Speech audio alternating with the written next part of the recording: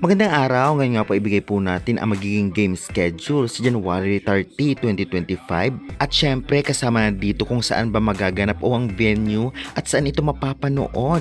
Ay bukod nga dyan ibigay po natin ang latest team standing as of January 28 hanggang January 30, 2025. Kaya bago ang lahat guys, please naman huwag nyo naman pong kalimutan mag-like, comment, and subscribe and pa-hit the notification bell para lagi po kayong updated sa aking mga bagong video about sa volleyball dito sa Pilipinas para hindi po kayo mahuli sa mga latest update kasi araw-araw po ako nag-a-upload para sa mga legit fans ng volleyball sa ating bansa. Maraming salamat po and God bless. Kaya wag na po nating patagalin pa, ito na po ang game schedule na magaganap sa January 30, 2025. Una maghaharap po, Cherry Tio Crossovers versus sa Thunderbells 4 PM at ang venue po nito ay sa PhilSports Arena. Second game naman po 6:30 PM, Galleries Tower High Racers versus Farmfresh Foxes.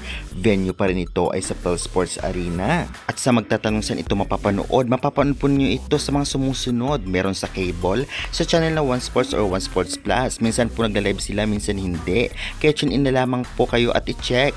Meron din po nito sa Pilipinas Live application, i-download nyo lamang po yan at mag-register. Meron din po nito sa Signal apps, download and register din kagaya ng Pilipinas Live.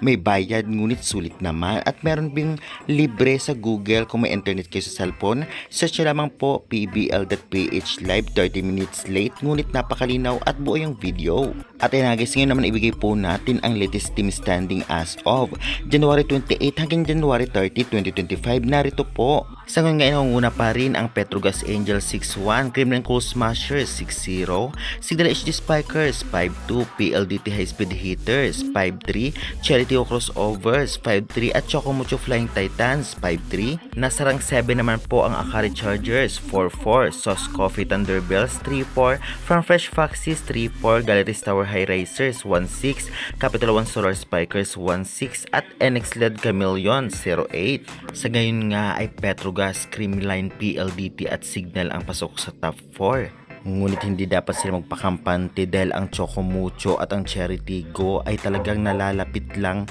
sa ranking pagdating nga sa point system, kaya good luck na lamang. At tinagis ang latest update, pa-subscribe. Maraming salamat.